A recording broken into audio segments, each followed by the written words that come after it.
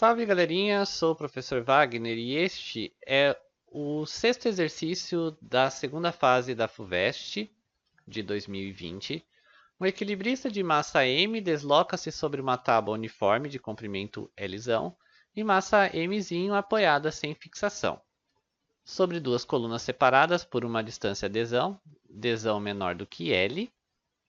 É óbvio, né? Se o D for maior que o L, não tem como estar apoiado. De modo que o centro da tábua esteja equidistante das colunas, o ponto de apoio do equilibrista está a uma distância D, tal que D sobre 2 é menor do que o próprio D e menor do que o L sobre 2 do centro da tábua, como mostra a figura. Considerando que a tábua está em equilíbrio, faça um diagrama indicando todas as forças que atuam sobre a tábua, está ali grifado, e seus respectivos pontos de aplicação.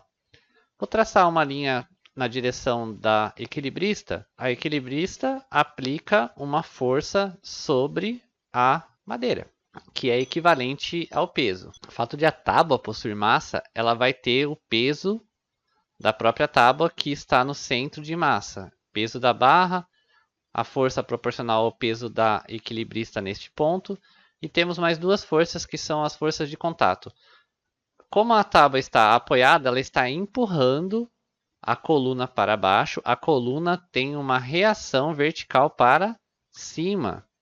Então, a força B é a força vertical para cima, é a reação do contato da tábua com a coluna, FA e FB.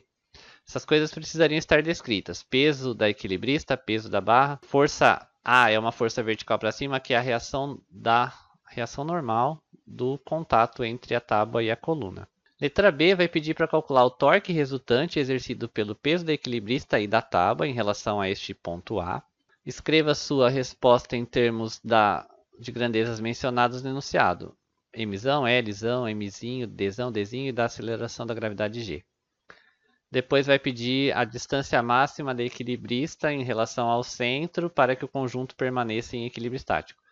À medida que ela for se deslocando para a direita, vai aumentar o torque, vai aumentar a tendência desse sistema a girar no sentido horário, podendo causar a rotação do sistema e não estará mais em equilíbrio. Lembrando que as condições de equilíbrio é que a soma das forças seja igual a zero, a soma das forças horizontais, verticais, todas as forças. E a soma dos momentos ou dos torques também que seja igual a zero. Vamos fazer a letra B. Transportei as informações que estavam lá no problema, as forças aplicadas, as distâncias. Vamos lá, vamos calcular o torque. Torque a gente sabe que é força vezes a distância em relação ao ponto de aplicação seno do ângulo. Como esses ângulos são de 90 graus, o seno de 90 é 1, a expressão vai ficar simplesmente força vezes a distância. O torque pelo peso da equilibrista. Massa da equilibrista, gravidade, e a distância da equilibrista em relação ao ponto A. O ponto A estava aqui. Qual é a distância da equilibrista em relação a esse ponto A? A gente sabe que D é a distância em relação ao centro da tábua. Então eu poderia chamar isso aqui de x e falar que D é igual a x mais D sobre 2. Ou seja, essa distância x, que é a distância entre a equilibrista e o ponto A, só passar o D sobre 2 para lá subtraindo. Por isso que a minha expressão ficou D menos 2. Isso aqui é o que eu chamei de x ali na figura. O trabalho do peso da barra. Esse está bem simples. É a força.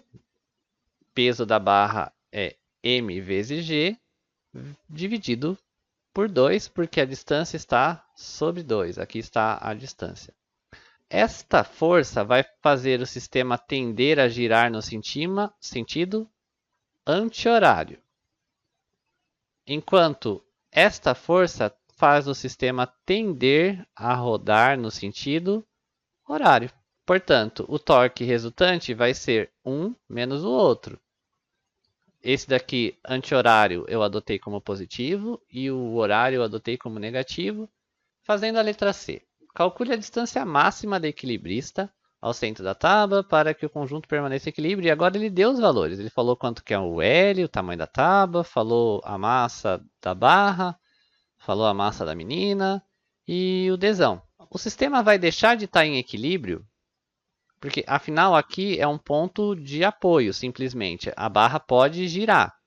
A partir do momento que essa barra começar a se desencostar do ponto B, lembrando que aqui tinha uma coluna, se essa barra, quando começa a desencostar, essa força vai para zero, porque ela não está mais encostada, o sistema está começando a girar. Então eu quero saber nessa iminência do movimento, qual é a máxima distância que a menina pode se afastar do ponto A para que essa força seja zero. É a minha situação limite.